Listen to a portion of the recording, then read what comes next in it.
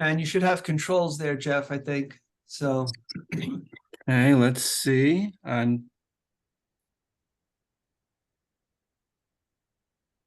okay. One other thing also too, please remember to keep your microphones on mute. We will have a question and answer session after. If you want to post a comment or a question in the chat, that's fine. I'll make note of it, and then we could just go through it in order to get the answers to your questions that you may have in terms of the presentation. So once Jeff gets going, we'll get started. And one other thing Jeff too has mentioned, just if you could remember to admit people in, if you do see people coming in, that would be great. So appreciate it. Okay, I just admitted a couple Excellent. folks, and give me a few moments here Sure. to get situated.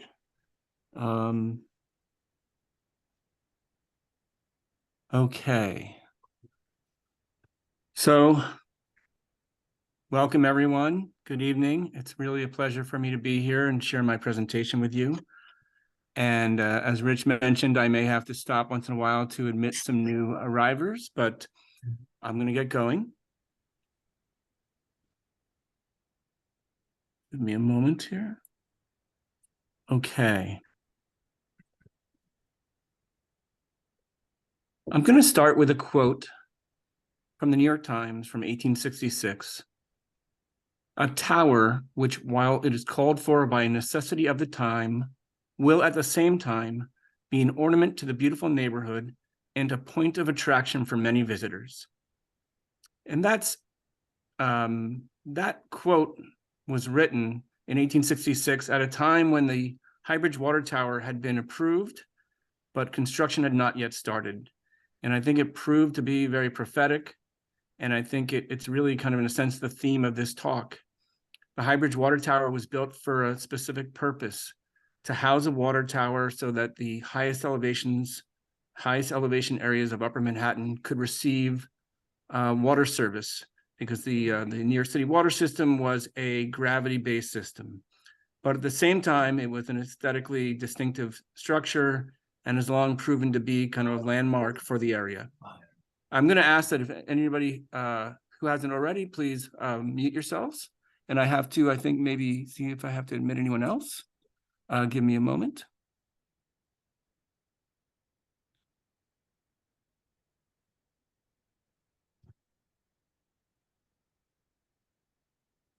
Okay.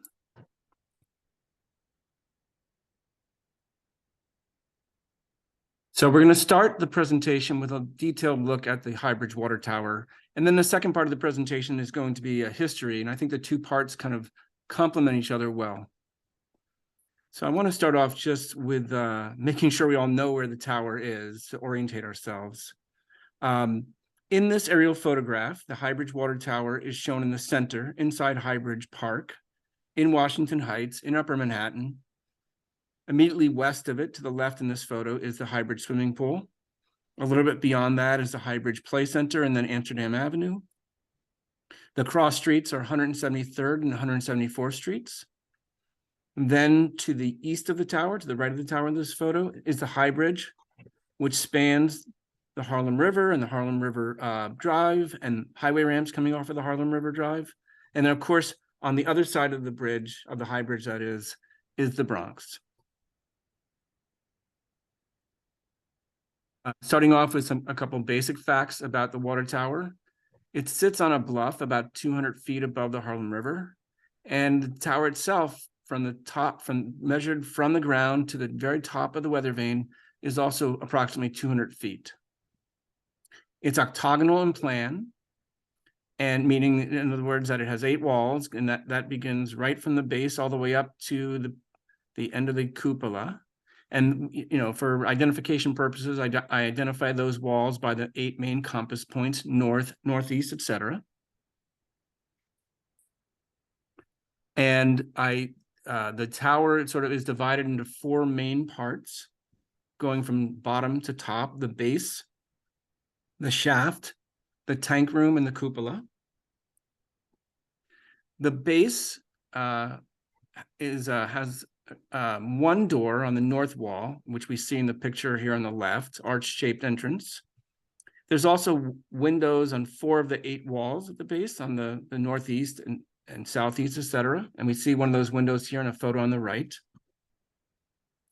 It's 29-foot outer diameter, and it's the height of it to the top of the coping, which is this sort of gray section that sort of slims down a little bit above the granite walls here, is that it measures 22 feet 2 inches. Above that is the long central section of the tower called the shaft. And the shaft, probably the most distinctive part about it, is the patterning of the windows on it, the fenestration. So on the east and west walls, there are 3 windows. And then on the north and south walls, there are 2 windows that are offset from those east-west windows. And then in the other 4 walls, there's no windows at all. And the shaft measures 88 feet 10 inches. So that, and the top of the shaft is marked by this cornice, which we can see in the upper part of these 2 photos. And I should point out that the photo on the left is one that I actually took from Undercliff Avenue in the Bronx. And that's a little tease that, like, later on in the presentation, I'm going to talk again about Undercliff Avenue. Now, above the shaft is the tank room. And as the name suggests, that was the part of the tower that originally housed a big water tank. And I'll talk more about that in a few moments, but the water tank is no longer in the tank room and is now serves as an observation level. It's got a 28-foot 4-inch outer diameter and a 29-foot height, meaning that from the ground up to the top of the tank room, which is where the stone portion of the tower ends, is 140 feet. And I'll also point out that this part of the tower is actually slightly wider than the shaft of which it is above. The shaft has a 26-foot outer diameter, and this one is a couple feet more. Finally, above the tank room is the cupola, which has sort of 4 parts to it: a lower roof, a center section called a lantern, and then above that an upper roof, and then above that an orb and a weather vane. And the cupola is now sort of, or rather the lantern part, the center part of it, is now covered by vents. But originally that was actually, there was an observation deck up in that part of the tower. So there was that part was open so people could actually see out. And let me take a break here. I need to let 2 more folks in.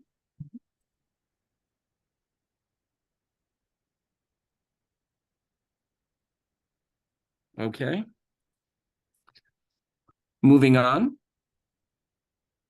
Oh, I'm sorry. There's one more person I should admit. I think I have them all for the moment. Thank you.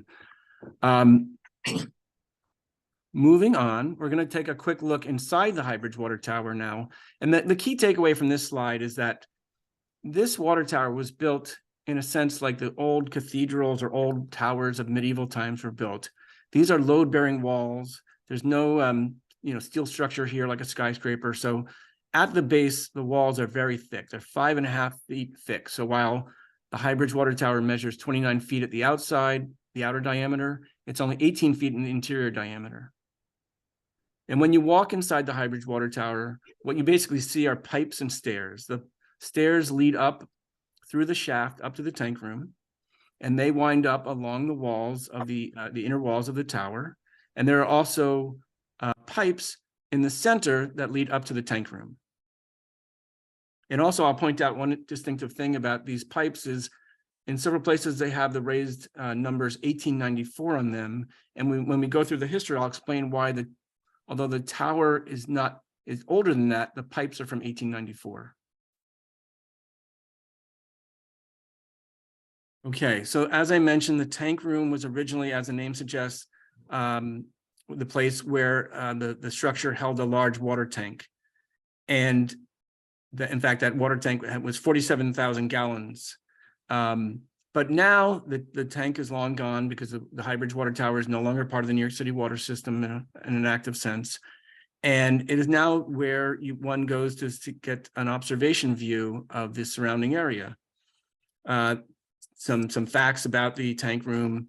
It has an inner diameter of 25 feet 8 inches because the walls here are only 1 foot 4 inches thick. Now, again, contrast that with the lower part of the tower where the walls are 5.5 feet thick.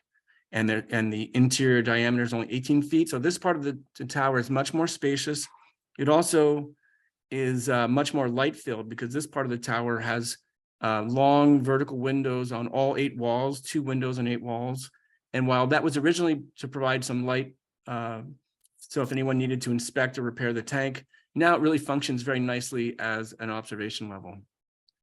And in the center of the tank room, where there was once a water tank, there are now spiral staircase leading up to the cupola. And as I've mentioned, or I should reinforce that the cupola is no longer open to the public, though historically the cupola was where the observation room was. And of course, when one visits the High Bridge Water Tower, it's great to see these historic elements like the historic stairs and the walls and so forth. But the real reason to go, the real reason people went in the 19th century, the real reason people go today is to get great views of the surrounding area. So here's a view to the east showing the High Bridge and the Bronx. Here's a view to the north. Here's a view to the northwest. Here's the view to the west. Here's the view to the southwest. And here's a view to the south. And now I'm going to shift and talk about the history of the High Bridge Water Tower. And I want to give a brief kind of context about how this High Bridge Water Tower fit into the larger picture of the New York City water system. I'm going to be kind of brief about this. But up until the 1830s, the city of New York, which at that time was essentially Manhattan, the city did not have a reliable, abundant source of clean water for drinking and for fighting fires. But by the 1830s, after fires and disease and various problems, the city finally took in hand the matter of building a water system. And so that was the old Croton Aqueduct as we know it today, built from 1837 to 1842, stretching from the Croton Dam up in Westchester County down to the 2 reservoirs in Manhattan. They were located at 42nd Street and 5th Avenue, where the New York Public Library is located today. And then there was also a reservoir on stretching from 79th Street to 86th Street in Uptown Manhattan, in an area that's now part of Central Park. And with that, most of New York City got drinking water. When the old Croton Aqueduct was first built to cross from the sort of New York State mainland to Manhattan, they had a temporary pipe go across the Harlem River. But that in 1848, they completed the High Bridge, which was a permanent structure to carry the old Croton Aqueduct from what is now the Bronx into Upper Manhattan. And that sort of marked the completion of the first phase of the New York City water system. Subsequent improvements in the next 20 years or so included, in the late 1850s, early 1860s, the city built a second reservoir in Central Park. That's now called the Jacqueline Kennedy Onassis Lake or Reservoir. And also in the early 1860s, the High Bridge was modified to add a larger pipe and to raise the promenade of the structure. And the image here on the right shows in that period in the early 1860s when the High Bridge was being modified to add a larger pipe. But one of the things about this system is that it's a gravity-based system, and the reservoirs, being where they were not at a high enough elevation to provide water service to Upper Manhattan. So even though the High Bridge brought the old Croton Aqueduct into New York City at Upper Manhattan, and it flowed, and the pipes went through Upper Manhattan, people in Upper Manhattan didn't actually get Croton water service at that time. Now, the Croton Aqueduct Board, in its annual report in 1851, recognized that there was a need to provide water service for Upper Manhattan, and that would require building reservoirs in Upper Manhattan. And although there weren't many people living in Upper Manhattan in 1851, people could expect that the population would grow of residents and businesses, and that there would be a need for water service in places like Washington Heights and Inwood and upper parts of Harlem. And so although it was first noted that this need was noticed in 1851, not much happened until 1863. That year, the state passed legislation authorizing the city of New York to build what they called the High Service Waterworks. And that high surface waterworks legislation talks about the need to build reservoirs in Upper Manhattan, but it doesn't specifically mention the need for a tower. The earliest reference to a tower I've been able to find is a New York Herald article from 1864, which read as follows: "The Croton Aqueduct Board has taken in hand the work of supplying Washington Heights and all the picturesque highlands in that lovely region with Croton water. This is to be done by means of a tower erected on Madame Jumel's property." And also, I'll point out here in the lower left-hand side of this slide is the earliest image I've been able to find showing what the High Bridge Water Tower and the other elements of the high surface waterworks were going to look like. And this was published in 1867. Now, I mentioned Madame Jumel in the quote in the previous slide, and many of you may recognize that name. You know, in Manhattan, about a half mile south of the High Bridge, there's a historic house. I think it's the oldest house in Manhattan, the Morris Jumel Mansion. And Madame Jumel was, by this time, by the 1860s, was a rich widow, excuse me. And she not only owned that mansion, but she owned a lot of land in Upper Manhattan. And where the city wanted to build a reservoir and wanted to build a water tower and related improvements for what they called the high surface waterworks, the city needed to acquire about 8 acres of land. 7 of those 8 acres were owned by Madame Jumel. 1 acre was owned by another property owner named Richard F. Carman. So the city approached those 2 property owners in 1864, said, "We need to buy your land." And Jumel and Carman both said, "Sure." And they both offered the city a price that the city thought was ridiculously high. And the city and the property owners couldn't come to terms on what price. So ultimately, the city had to go to court and go to a process that they back then called taking. Nowadays, we would call it eminent domain. And it took about 1.5 years for that process to be completed and that occurred in early 1866. But finally, by early 1866, the city had the land it needed to build the water tower and the reservoir and the other improvements they wanted to build. As for Madame Jumel, she passed away in the middle of this process at age 90 in 1865. But like I said, her successors and her neighbor, Mr. Carman, didn't get as much money as they had thought that they were entitled to. Now, with the purchase of the land out of the way, the work was able to begin on the high surface waterworks. And here's an illustration published in the summer of 1870.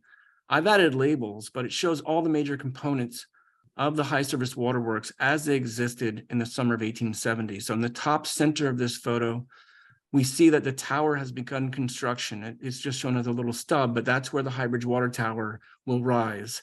And alongside the High Bridge Water Tower is the High Bridge Reservoir, which was almost complete by that point. And then downhill from the tower and the reservoir was a pumping station consisting of a boiler house with a smokestack above it. And that's a coal-fired boiler, so they needed to vent the exhaust from it. Alongside it is an engine house with steam engines that would pump water from the old Croton Aqueduct up to the water tower and up to the reservoir so that could be stored in those facilities. Now, coal was brought in by boat, so they built a coal dock on the shore of the Harlem River, and then next to it a coal shed. And then finally, to lift coal from the coal shed to the boiler house, they built an inclined plane. Now, this is the same photo I just showed you. Sorry, the same illustration, but in the previous slide, I sort of cropped it and zoomed in to show the High Bridge the high surface waterworks in detail. Whereas here, I'm sort of showing the full image that was published in a magazine that summer.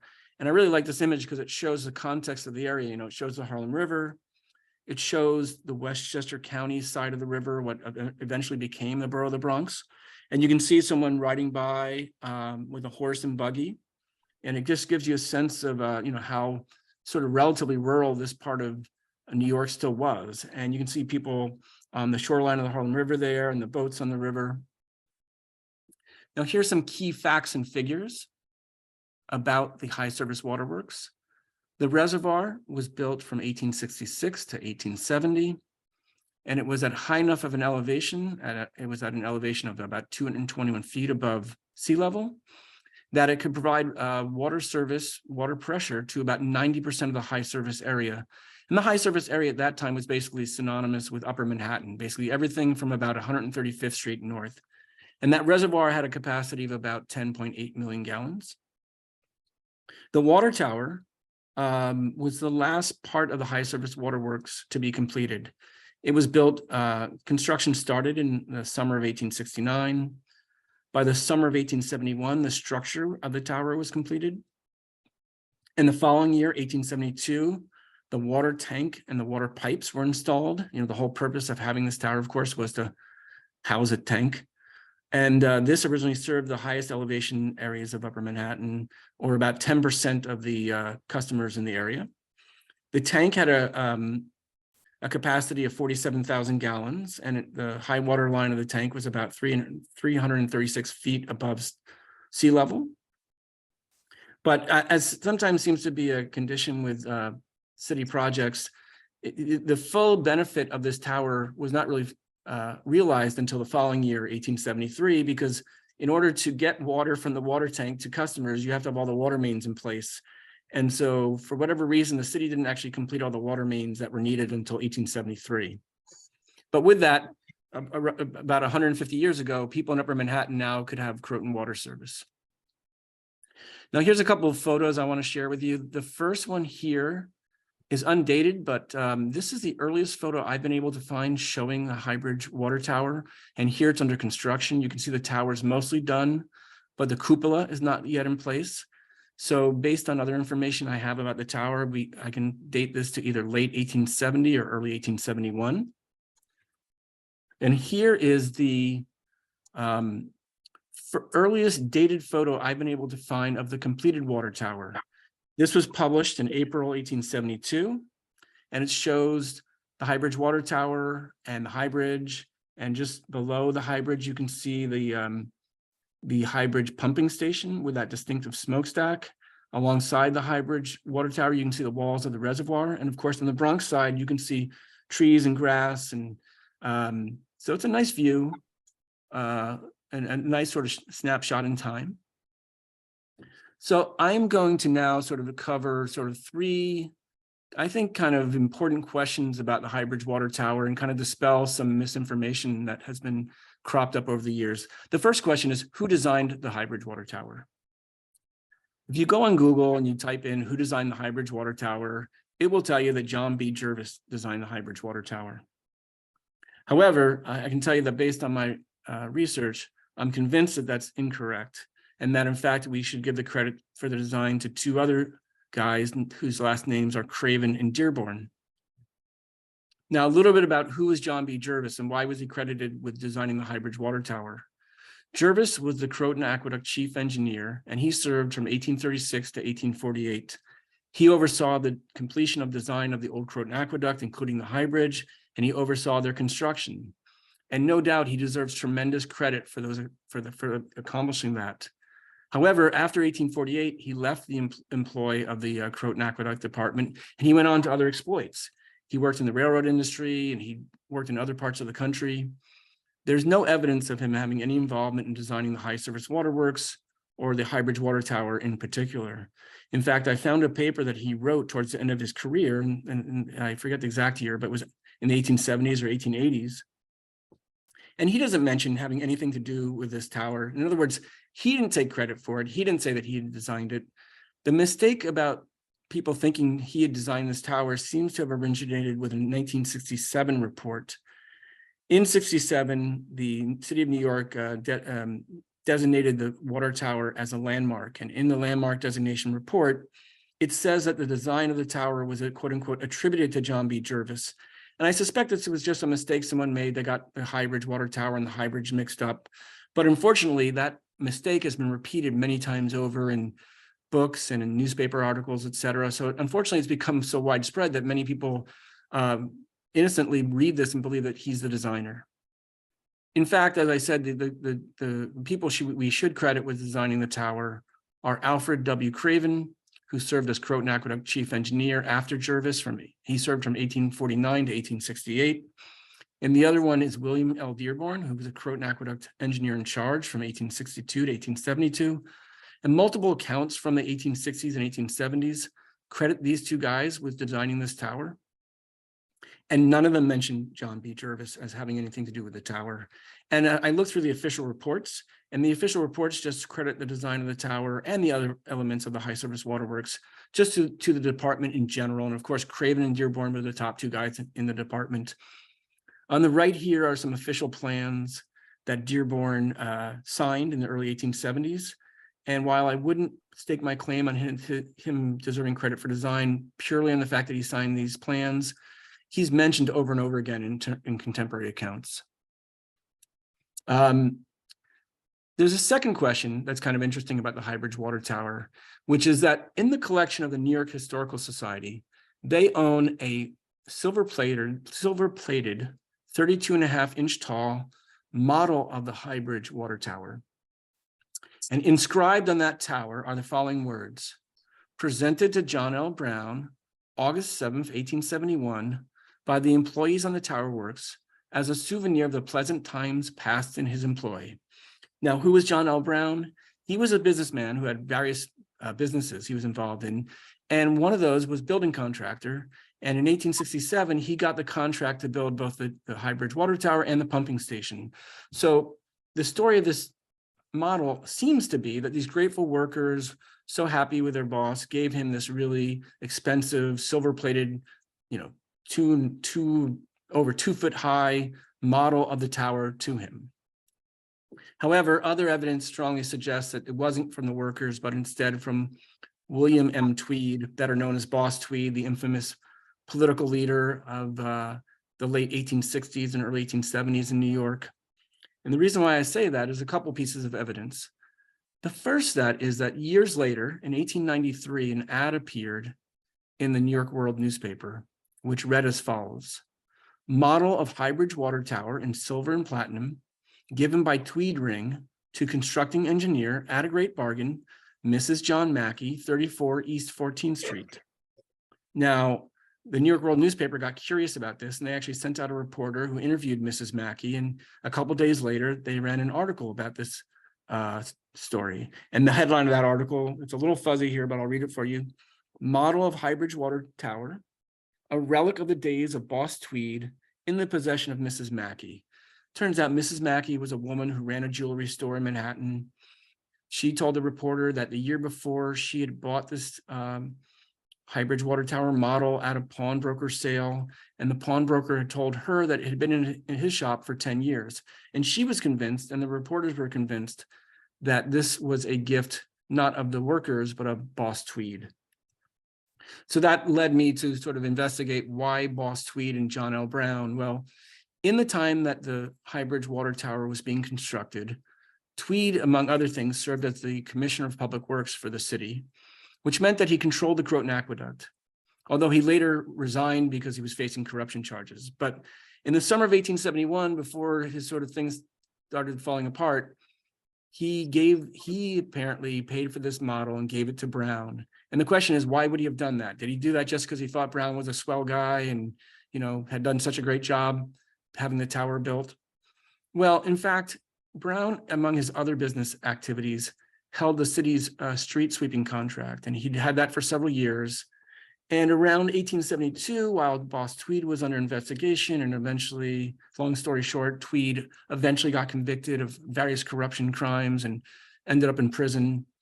And there was a lot of suspicion that John L. Brown's street sweeping contract had been gained corruptly, and that he had some sort of corrupt relationship to Boss Tweed. Now, Brown was called to a hearing, and he testified that he had no connection with Mr. Tweed. And in fact, Brown never actually, unlike Tweed, Brown never was convicted of any serious crime. He died a few years later, a free man. But in 1877, by this point, Brown had passed away, and Tweed was in jail and trying to get out of jail. And so Tweed thought that he might be able to get out of prison if he confessed to a lot of his crimes. And one of the many crimes that Tweed confessed to was the fact that his dealings with John L. Brown had been corrupt. And it wasn't so much on this water tower directly. It seems there may have been a small amount of corruption, but it was more so in the street sweeping contract. In any event, we don't know for sure who bought this tower model in 1893, but we do know that eventually it ended up in the possession of a guy named Amos F. Eno. Eno was a rich New Yorker who collected memorabilia. And he passed away in 1915, and then 8 years later, 1923, 100 years ago, his family donated this silver model of the High Bridge Water Tower to the New York Historical Society. So one last question I wanted to answer about the High Bridge Water Tower before going on to some of the later history is, how did I get all this great information that I have about the tower, all the details and so forth? Well, a lot of it came from, believe it or not so much the official reports, but from a student paper. In 1868, a guy named Lefferts Buck, better known as L.L. Buck, was up at Rensselaer Polytechnic Institute up in Troy, New York, and he wrote his student thesis about the high surface waterworks. And it's clear that he interviewed Craven and Dearborn, and he wrote a paper that's over 100 pages long, and he included drawings and computations. And it was his report that really enabled me to sort of get this really, really detailed granular information about this tower. And actually, it's a good example of our library system at work. I did some research. I found that RPI's college library still had a copy of this report. I didn't want to go all the way to Troy, New York, but I made a request through the New York Public Library interlibrary loan program. And through that process, somebody up in Troy, New York scanned this whole report and then sent it to the New York Public Library, who sent it to me. By the way, as for L.L. Buck, the student, he went on to a very interesting career in his own right, including being the chief engineer for the Williamsburg Bridge decades later. So on the left here is a drawing from Buck's report showing the base of the High Bridge Water Tower. And then alongside it, I've put a drawing from the early 1870s by Dearborn. And I can tell you that a lot of the details in Buck's report match up with Dearborn's official drawings that were issued a few years later. Here's a couple other drawings from the L.L. Buck student thesis. On the left, a drawing of the whole tower. And then on the right is a cross-section of the tank room. He calls it the tank tower, but it's the same thing. And the main takeaway here is that we don't have any photographs of what the original tank looked like, but what we can tell is from this drawing is that the water tank would have occupied most of the volume of the tank room. And that stairs continued up alongside the tank up to the cupola, so that people could use those stairs to walk past the tower to get to the cupola where they could go and enjoy a scenic view. Now, once the tower was completed, as predicted, it did become a point of attraction and kind of an ornament for the surrounding area. Here's and there are many examples, but I'm just going to include a few examples here.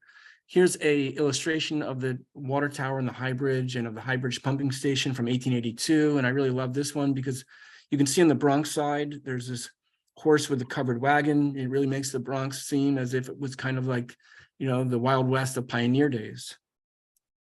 And here's another of our favorite illustrations of the tower and of the whole scene. This is also from around 1882. And, it shows how sort of relatively rural the Harlem River Valley still was in those days. And if you look here on the Bronx side, or if you want to call it the Annex District as it was back then, you can see people appear to be picnicking. There's also some buildings by the High Bridge, which based on contemporary accounts seem to have been hotels. And you see a railroad track, and you see lots of vessels on the water. Now here's a photo. It's not dated, but I would say that it's probably from the 1870s or 1880s. Sort of a street level shot from the Bronx. And you can see on the left, although the letter H is cut off, you can see a hotel and then another building on the right, which I suspect was also a hotel. Now, in the late 1800s, the High Bridge Water Tower and the New York City Water Service experienced an important change when the city constructed a second aqueduct, what we nowadays call the New Croton Aqueduct. And that was built in the 1880s and completed in 1890. And unlike the old Croton Aqueduct, which crossed the Harlem River with the High Bridge, this time around with better technology, they were able to build a tunnel underneath the Harlem River about a quarter mile north of the High Bridge. And that had important implications for the High Bridge Water Tower, because with the New Croton Aqueduct increasing the supply of water to Manhattan, a few years later, in 1896, the city completed a new pumping station and water tower at inside High Bridge Park, but at about 179th Street, and it became known as the 179th Street Pumping Station, and it had a water tower. So, and with these improvements, the High Bridge now could be served not only by the water from the High Bridge water tower, excuse me, could be served not only by the High Bridge water and the Old Croton Aqueduct, but it could also be served by the New Croton Aqueduct, because as part of this improvement project, the city built some water mains from the new pumping station to the High Bridge water tower and to the High Bridge reservoir. And they also replaced the pipes inside the High Bridge water tower, which explains why the pipes inside the High Bridge water tower say 1894. And in this photo, you can see on the right-hand side this is the 179th Street pumping station, a larger, more efficient pumping station with its own water tower. To the left in the center here is a building that was constructed as part of the New Croton Aqueduct. Off in the distance, we see the High Bridge water tower, and we still see the old High Bridge pumping station with the smokestack.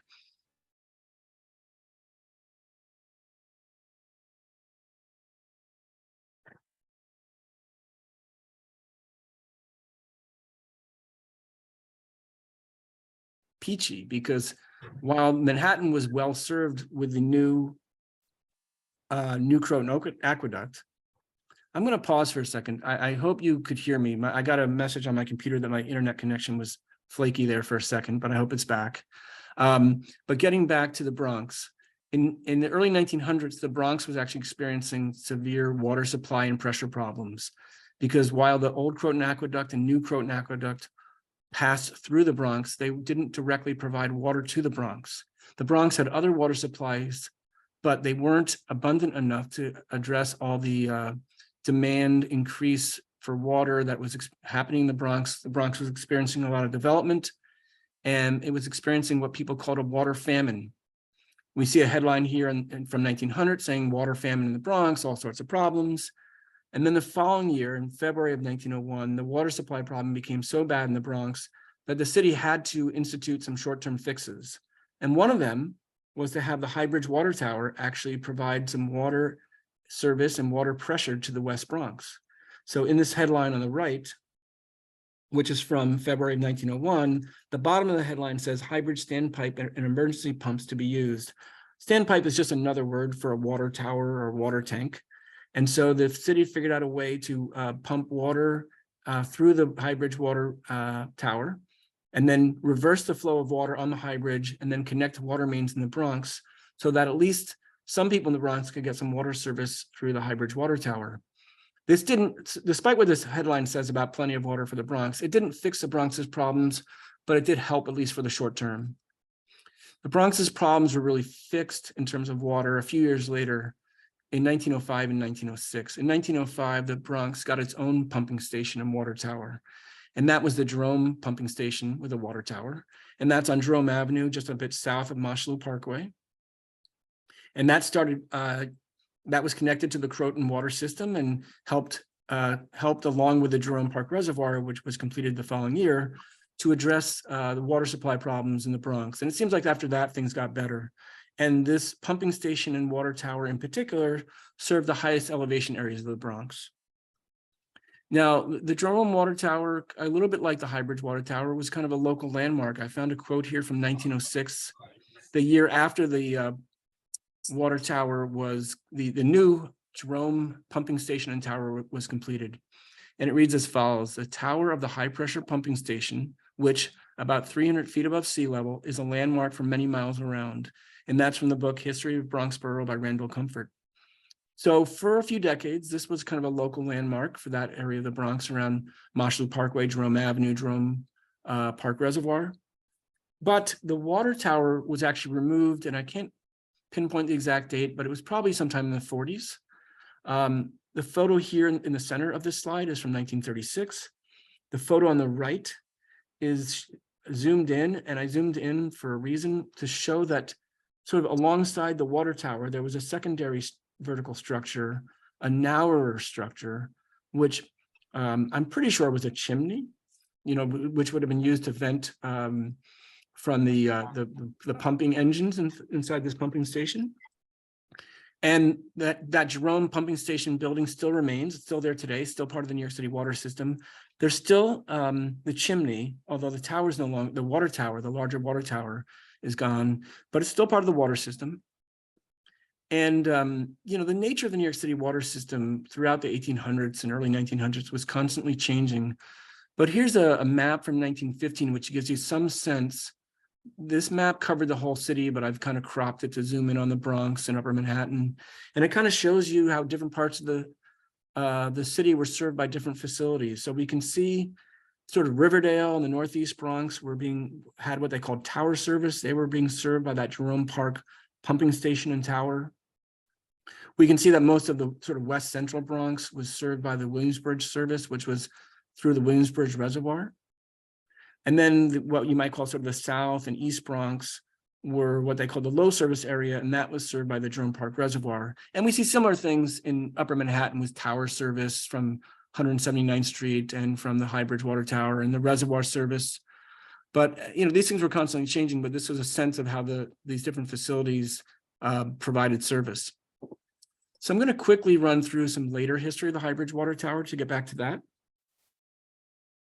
Here is an aerial photograph from 1934, and this shows that at that time, the High Bridge Water Tower was still there, and it was still part of the water system.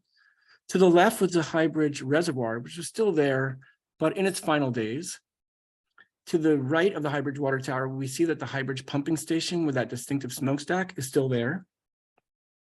We see the High Bridge is still there, though, if you may recall that in the 1800s, the High Bridge had stone arches going through the Harlem River, but in the 20s, those were removed and replaced by a steel single span over the Harlem River. And although the stone arches were kept where they were on land. And then finally, in the upper right-hand part of this 1934 photograph, we see the 179th Street pumping station and tower are still there. But by 1937, things had started to change, and the High Bridge Reservoir was replaced by the High Bridge swimming pool. Although the other elements are still there, the water tower is still there, the pumping station is still there. And although it's clipped by this photo, the 179th Street pumping station is still there. Here's a photo from 1940. And in this photo, we can see that there's one thing that's missing, that smokestack that had been there for so long that was part of the High Bridge pumping station is gone. The High Bridge pumping station building is still there. And reports from around that time mentioned that the High Bridge pumping station was kind of still part of the Department of Water Supply, but I don't think it was really actively used any longer. We can also see highway ramps have been built through that area. But the real sort of end of the era came at the end of the 40s. On December 15th, 1949, the city opened what they call the new 179th Street pumping station. The new 179th Street pumping station is on Amsterdam Avenue, just north of 179th. It's still there. That photo here on the left is one I just took a few days ago. And this is an electrically powered pumping station. And with this kind of facility in place, the city didn't need the High Bridge Water Tower anymore. So that was taken out of service. The old 179th Street pumping station, which is shown here on the right, the old photo, that was taken out of service and demolished the following year. The High Bridge was taken out of service. It was really sort of a sea change in the system. Now, this is where the story gets kind of interesting because, as I said, one of the old pumping stations, the 179th Street pumping station, was demolished. And at some point, the High Bridge pumping station was also demolished. I can't pinpoint the exact date, but there was also a consideration for demolishing the High Bridge Water Tower. And this is where an unlikely savior steps in to save the day. Here's a quote from the Herald Tribune from 1951. The Parks Department announced yesterday that it has prevailed upon the Department of Water Supply, Gas, and Electricity to call off the projected raising of the now useless tower and turn it over to the Parks Department for preservation. The Parks Department said it was the intention of Commissioner Robert Moses to save the 170-foot structure as a historic landmark. So in fact, yes, Robert Moses is the guy who saved the High Bridge Water Tower. And this process was made official a few years later in 1955. It was the High Bridge Water Tower and the High Bridge and some adjoining land was officially transferred to the Parks Department. And then, in the mid-50s, the Parks Department had the question of what were they going to do with the High Bridge Water Tower. And the solution they came up with was to install an electric carillon. And they did, and that started working in 1958. So that chimed 3 times a day during the week and twice on the weekend, according to the schedule. And from what I understand, people in the surrounding areas of Washington Heights and even I think in the West Bronx, the High Bridge neighborhood, et cetera, depending on which way the wind was blowing, people could hear the chimes of the High Bridge water tower, kind of similar to what you might imagine with, say, a church tower. And this seemed to be a very fitting use of the High Bridge water tower because many people had thought that it resembled a medieval bell tower. So now it was sort of the 20th century equivalent of that. Finally, the other point I'll make about the Carillon is in this photo here, which is actually from about 1970, it shows how the tank room was modified to accommodate the Carillon. The windows were replaced with louvers. And then in this photo, we can see a couple sort of dark round things, which based on descriptions, I'm pretty sure were speakers that were used to amplify the sound of the Carillon. And, the Carillon continued to sound for a number of years, but the next big sort of chapter in the history of the water tower is the saddest one, which is the fire in '84. On June 11th, 1984, someone broke into the tower, went up to the tank room, set it on fire. The man jumped to his death. It destroyed the Carillon. It essentially destroyed the cupola, which collapsed. But fortunately, this led to a restoration of the tower. Because of the damage that was experienced, they had to put in a new cupola. So the cupola that's there today dates from that late 80s, early 90s restoration. And the Carillon was not replaced, I guess, because of price and other issues. And eventually, in the 90s, the Parks Department started to offer occasional public tours of the water tower, and those continued until 2011. But in 2011, the Parks Department had to stop giving tours because they undertook a study of the water tower and determined that it needed some more repairs before they could continue to allow tours. So after 2011, the water tower remained off limits. But meanwhile, something else pretty important happened, which is that in 2015, the High Bridge, which had been closed for decades, was reopened, because even though the High Bridge was no longer part of the water system, I think in the 50s and 60s, it still was maintained as a pedestrian bridge, but it had been closed for a long time, but it reopened in 2015. I wrote an article for Untapped New York, which is also known as Untapped Cities. And I said it was great that the High Bridge was reopening, but kind of like there was a little bit of unfinished business that the High Bridge water tower needed to reopen too. And thankfully, the High Bridge water tower did reopen back in 2021. Here's a photo from the Parks Department showing the opening day in the October 27th of 21. And now the Parks Department is offering tours of the High Bridge water tower on a regular basis. It's typically every other weekend, sometimes on Saturdays, sometimes on Sundays, usually in the early afternoon, and it's free. You don't have to register in advance, just show up. Check the Parks Department website for information, but the next tour that they're doing is actually this Saturday from 1 to 3. And I really recommend that if you have the ability to walk up about 170 steps, it's about the equivalent of about 11 stories. It's such a great experience to see the interior of the structure and get the great views and just sort of see, in the same trip, you can see the High Bridge as well. And I kind of want to finish. I have 2 more slides to go, and then I'm happy to answer any questions if there are any. I read that quote in the beginning, which talked about how way back in 1866, people foresaw that this tower was going to be an ornament for the area and a point of attraction. And I hope my presentation has shown that that has been the case really throughout the last 150 years or so. And a great example of that actually comes from Jackie Friedman, who is, I guess, a member of the East Bronx History Forum community. And she was nice enough to send along a couple images of oil paintings that her mother did when she was growing up on Undercliff Avenue on the Bronx side. And she passed those along to Dorothy, who passed them along to Richard, who passed them along to me. And it seemed like a very fitting way to end this presentation by showing how this tower has really, just an example of how this tower has been an inspiration for people in the surrounding area. And with that, I'm almost ready for questions. I just wanted to note there's a couple places to get more information if you're curious. One is that last year I wrote an article for Untapped New York. Again, it's sometimes called Untapped Cities as well. That had top 10 secrets of the New York City High Bridge water tower. One moment, please. And so it has 10 top secrets of the High Bridge water tower, including a lot of stuff I couldn't cover in tonight's talk. And then finally, another great resource for information about the High Bridge water tower is the Friends of the Old Croton Aqueduct. The Friends of the Old Croton Aqueduct have a great website at aqueduct.org. And last year I did a presentation to them that had some similarities with tonight's presentation, but there was also some content that was in that presentation I did a year ago that I couldn't fit into tonight's presentation.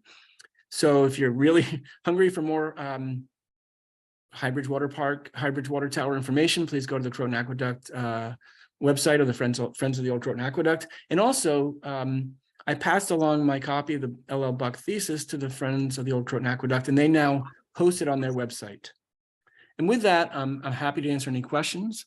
I see a couple things in chat. And Rich, if you see any things that I'm missing, please let me know. But yeah, I just take a quick look now too.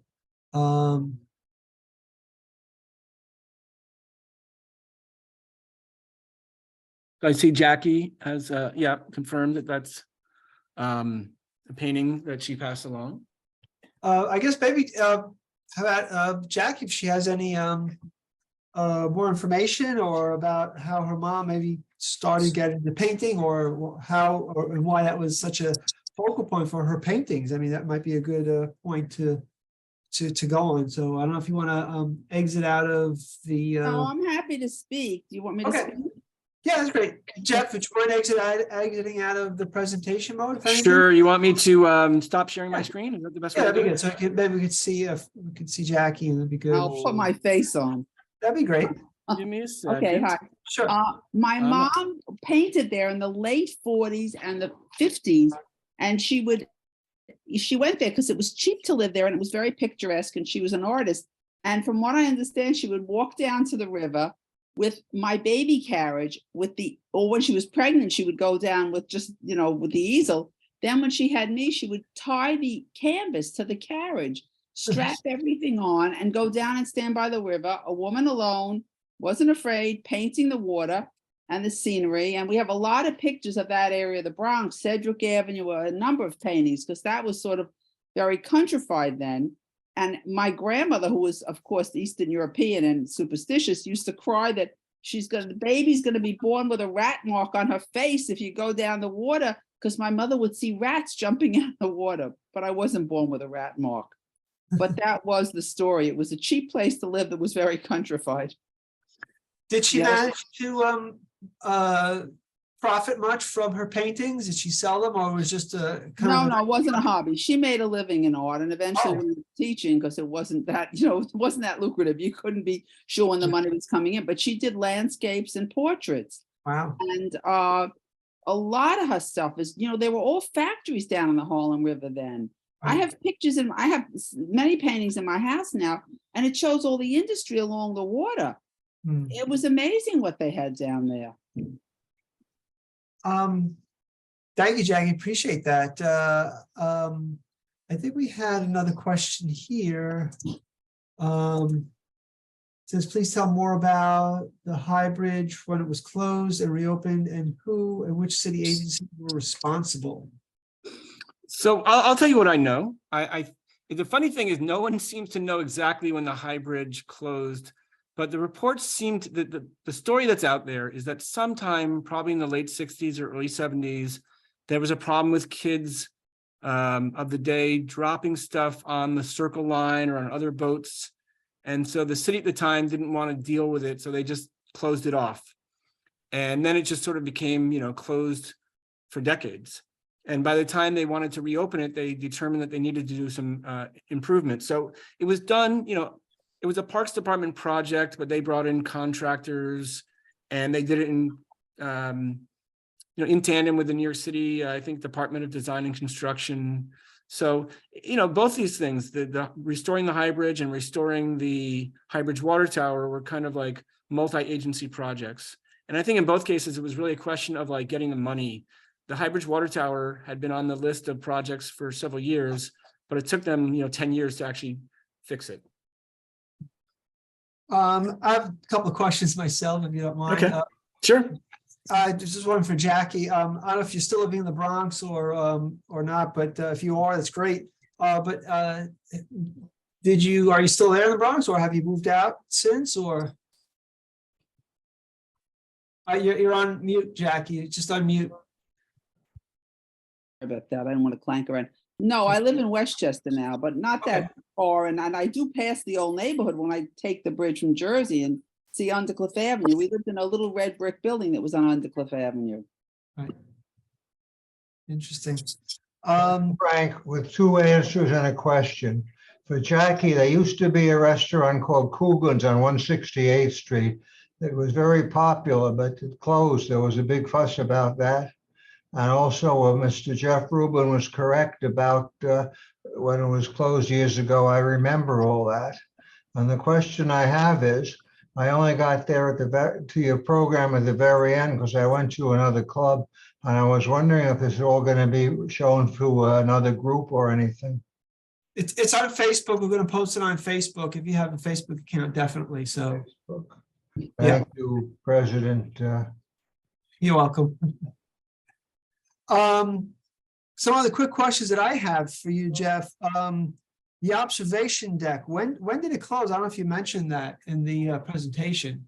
So the original one, which was in the cupola, Mhm. it's unclear, to be candid. It's mentioned a lot in the 19th century, and I'm talking the 1870s, the 1880s. Newspaper articles, magazines would say, like, go up to the High Bridge and check out the observation deck. But I don't see any mentions of it after about the year 1900. But I think for the water supply department, you know, like that was kind of very like a side story for them. Their reports are all about how, like, you know, they're all business, right? They're all about the water, getting people water service. So I think the observation deck probably closed, like I said, my guess is sometime around 1900. Yeah. I guess, and the tank too. Do you have any estimate when they removed the tank as well, or? Well, that's a really interesting story because in the 50s, when they put that Carillon in there, there's some of the reports say that they removed it at that time. Right. However, about 30 years later, the New York Times did an article about the water tower after the fire. And the reporter from the New York Times says that he saw like either the tank or a remnant of the tank there, but it's not clear to me what he saw. Maybe he saw part of the tank. Maybe he saw like the wreckage of the Carillon. It's unclear because the different sources just don't agree on what happened to that tank, but it's definitely not there anymore. I'm sorry, it was probably easier just to keep the tank there than have to dismantle it. Probably would have required more labor, more effort, more money. So plausible that they maybe did just leave it there. And when the fire happened, then they said, well, we got to get it out now. So Right. Yeah. So any other questions for? Yeah, can I just say one other thing? Sure. We lived opposite the water tower. We lived on Undercliff Avenue, which was on the Bronx side of the bridge. But that tower with the music that it made, we definitely heard it in the apartment because my father was very, very sensitive to noise and it used to drive him crazy. And I don't remember, my mother used to tell me that it used to drive him crazy. It was very loud because it came all the way across that river at Undercliff Avenue. Now thanks, Jackie. That's kind of interesting. Now, did it chime like every hour, or the music that, or how did it work? It was like sort of like a church bell in essence, I guess, or? My mother said bells. She said your father can't stand those bells. So I guess it was like church bells. But when I'm looking at what you had written down, they said it rang for 10 minutes at a time some days. So now I know why it made him crazy. I think they said sometimes it rang for 15 minutes. Right. And that little schedule that I included was from like 58 or 59. Which we lived there then. That's when we were living there. So, I mean, my guess is that things may have evolved over time, but yeah, in those early days, it was quite long and they could use those bells to play songs. Okay. Do you have any other questions? Great job, Jeff. Appreciate it. This is not your first go around here at the History Forum, so I'm glad you did make time for us tonight to come out and to great presentation, very detailed, very specific. And definitely worth the follow-up at, what was it, aqueduct.org? Aqueduct.org. Okay. And also you're at New York, not Untapped Cities, correct? Oh, it used to, in fairness to you, it used to be called Untapped Cities. Right. They changed the name a few years ago to Untapped New York because they're more New York City focused. But if you, the untappedcities.com web address still works. Okay. Fair So enough. yeah, you can find me there. I have a bunch of articles, including a couple about the High Bridge Water Tower. Great. Excellent. Thanks again, Jeff. Yeah, you're welcome. My pleasure. Thank you to all who attended. Thanks. Have a good week. Thank you, everybody, for your Right, time. take care. Appreciate it.